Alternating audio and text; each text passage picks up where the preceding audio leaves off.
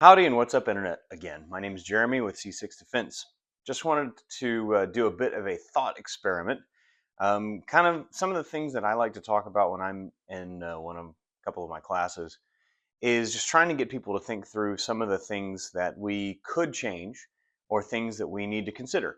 And so, one of the things that I would like to talk about is the concept of being prepared every day or everyday preparedness. We like to talk about EDC or what you carry every day, but really that's a term under the umbrella term of EDP or everyday preparedness.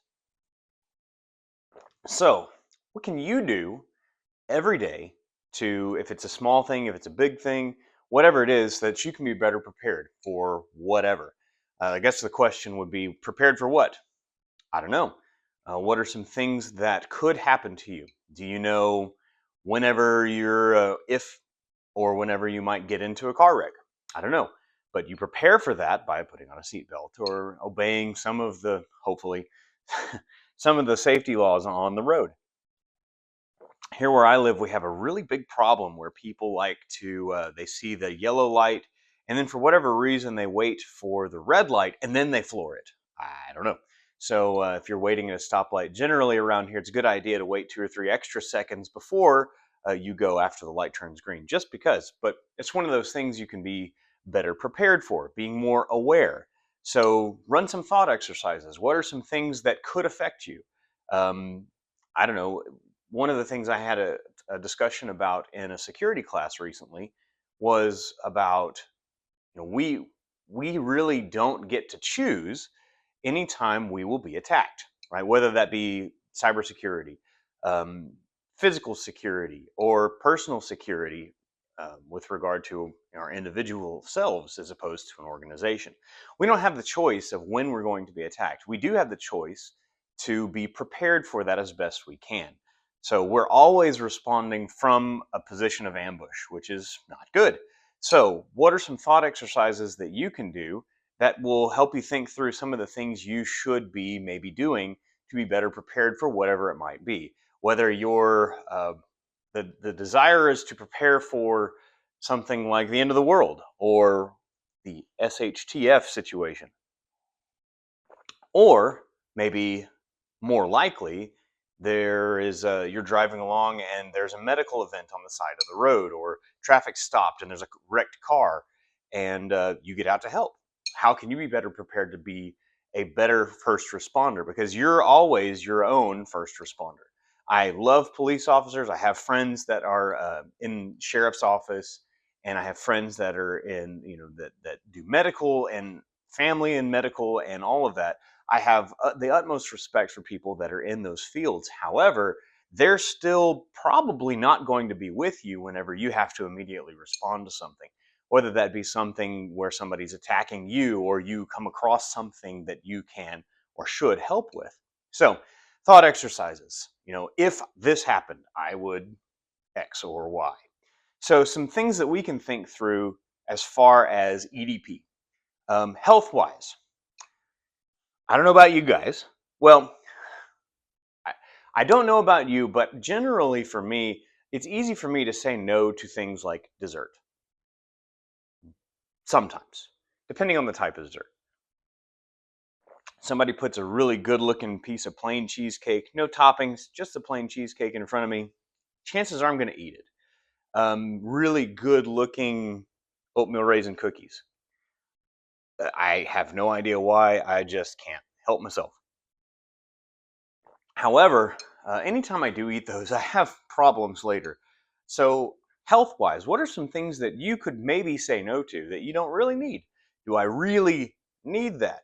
I mean, sure, it's good to have a dessert every now and then, but if you're getting to the point where you're having a large dessert every night or something like that, that might be an issue.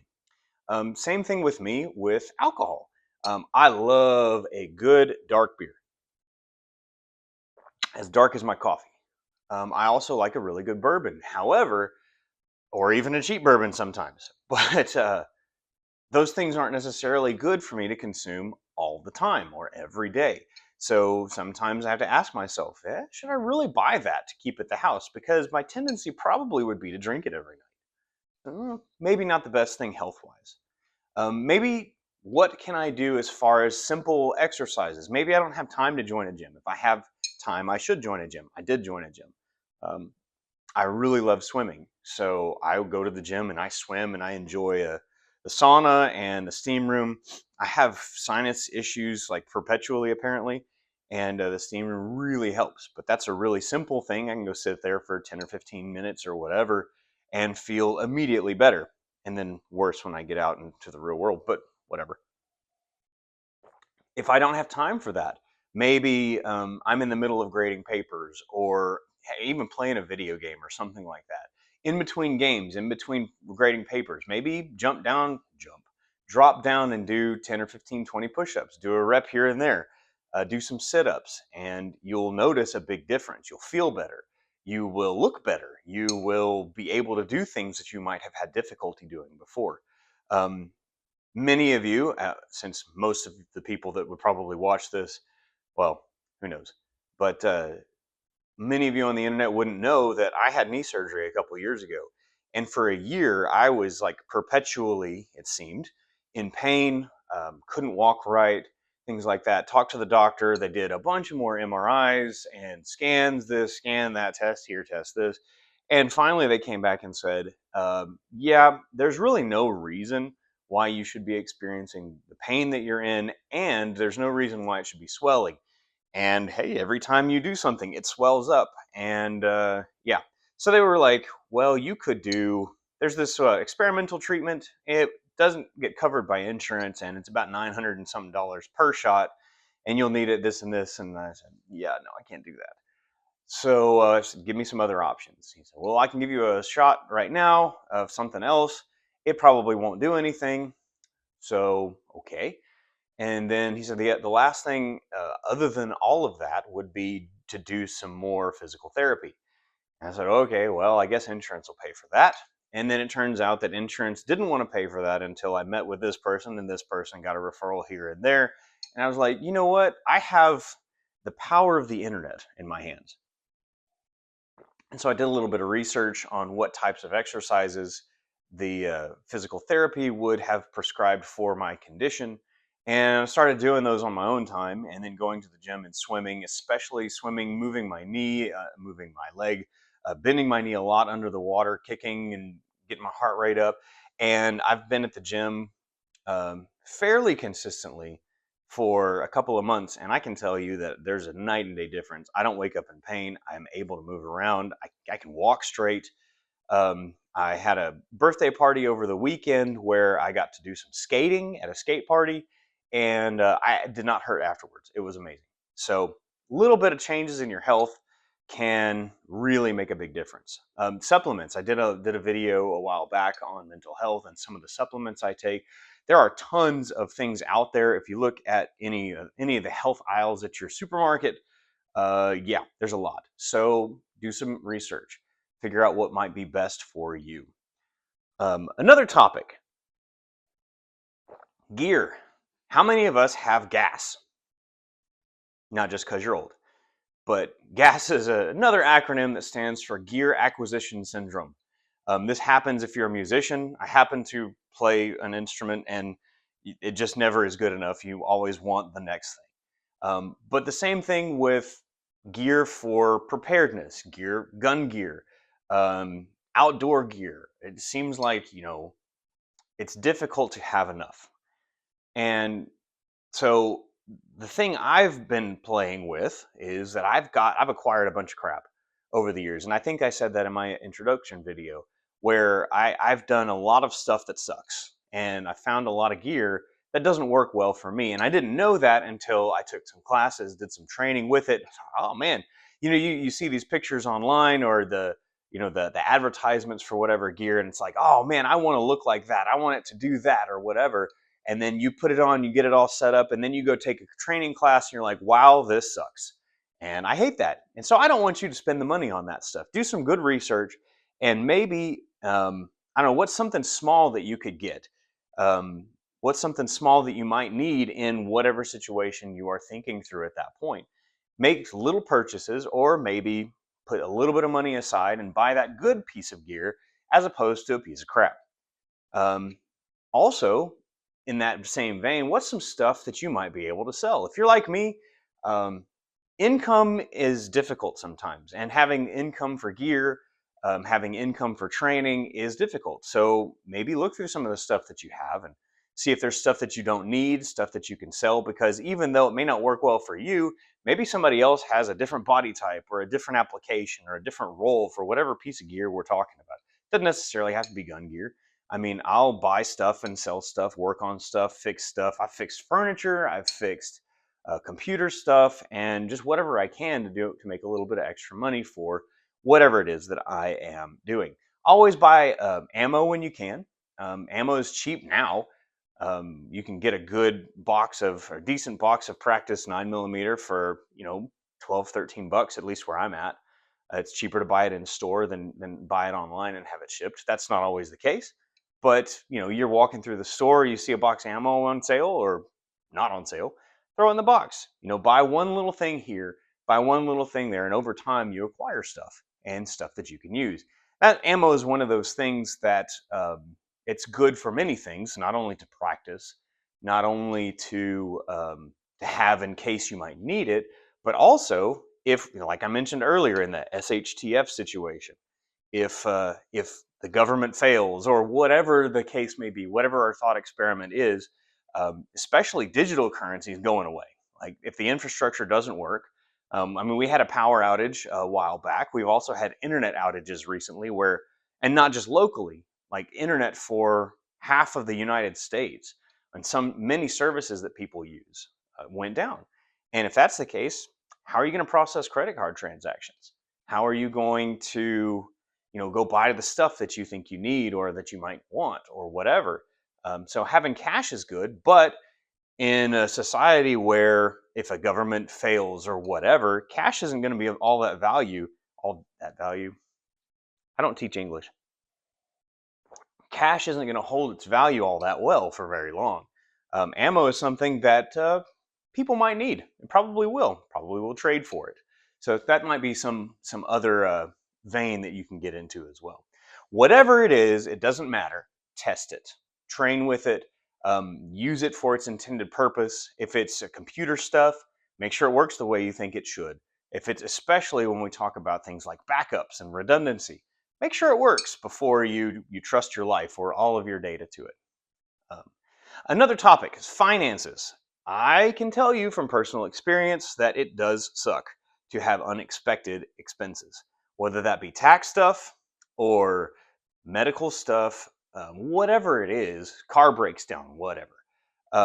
It sucks to have those types of expenses. So, what are some small things that you could do today to maybe start working on extra cash flow? Again, do you really need that? Do I need to go buy this and this and this thing off the shelf because it looks cool or whatever? Or could I get by without it? Most likely the answer is probably going to be, yeah, you'll probably get by without it. But your situation may be different. But some things that you could do for extra cash flow, jobs, sell stuff, whatever it is, find a vein that you can do, something that you can tap into that will give you a little bit of extra income. Maybe not much now, maybe a little bit of time and labor investment first of all. Hold on a second. Maybe a little bit of time and labor investment right up front that might net you something a little bit better down the road. Who knows? Other things, skills. We look at buying gear. We think that gear is going to make us better, and um, good gear can only go so far. Like if you suck at shooting, you can have the best rifle, the best pistol, the flattest shooting, whatever it is, but you're still going to suck. So you're not going to be able to use that gear in a way that it's intended and an efficient way unless you know how to use it, unless you spend time training. So what are some small things that you could do today to be better at XYZ? Whether that's shooting, training with dry fire. I'm gonna do a video pretty soon about dry fire exercises you can do at home with no extra gear. No, you don't have to buy anything to have some good dry fire experience at home. But you can buy some stuff that's relatively cheap and make it very well. But what are some useful things that you could do to increase your skill level? whether that be, again, physical exercise or whatever, or firearms manipulation or whatever. Another thing that you should consider, especially depending on the scenario you are working through in your mind, what are some things that you could learn that would be useful? I mean, obviously we have YouTube, so you can learn just about anything or see how things should or shouldn't be done. But what are some other things that you could do? Could you maybe save some money by learning how to do your own maintenance stuff on your car? Repairs on your car, repairs around the house, working on furniture, building furniture, or whatever the case may be. There's a lot of things that you could spend a little bit of time on, learn how to do, and then maybe that generates extra cash flow, or at least it gives you a usable skill in the case of X, Y, or Z scenario. Um, Another thing to consider on that vein is something that you could maybe make as opposed to buying.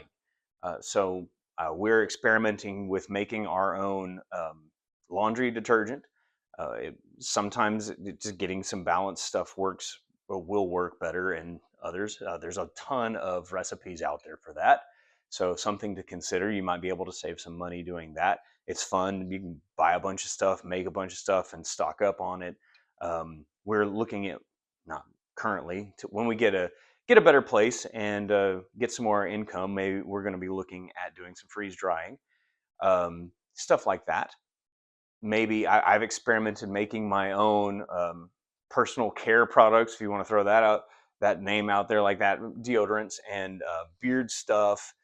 It's very easy to find recipes online for stuff that works, stuff that's actually probably healthier for you than the stuff that you might buy at the store. So some things to think about.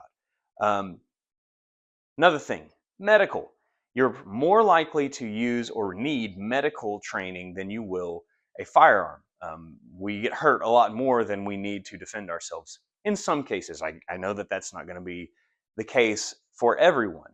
So, you're much more likely, at least, to need medical skills. So, I mentioned in my EDC video, I carry a medical kit on me at all times. I show what's in it, or at least talk about what's in it.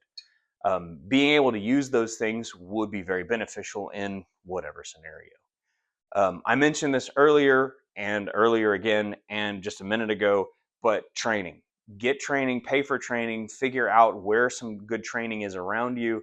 Shameless plug, I do firearms training. I do, well, I guess you knew that. Maybe you knew that. But I do awareness training. I do online classes. I do in-person classes. I also teach in computers and networking and security. And so I do all kinds of interesting, hopefully interesting things. But take a class somewhere. Doesn't have to be with me. Anywhere that has a good, reputable. So if it's good and reputable, maybe don't do me. But anyway, your mileage may vary on the trainer. But it would be good to get some training from some qualified person or persons. There's a couple of people in my local area that do training that are excellent. I've taken a number of rifle and pistol classes locally that have been really good. Join a gun club if you can. There is a range relatively close that I'm a member of that you've seen video of if you've seen some stuff on the channel. And though it is not very big, it is way better than nothing that I have here at my house. So that's a good place I can go and do some training. Be intentional with training as well. Don't just go to the range and just pull around, jump around, do some Call of Duty stuff, and then be like, okay, cool, I know what I'm doing. No, do some intentional training. Prepare beforehand. Take some drills with you. At least be thinking about some drills. There are a couple of apps that you can use that might better help you with that. I can mention Mantis for one. Mantis is a dry fire primarily a dry fire practice tool that I've been using. I'm going to make a video on the Mantis X3 that I have, as well as the Blackbeard X.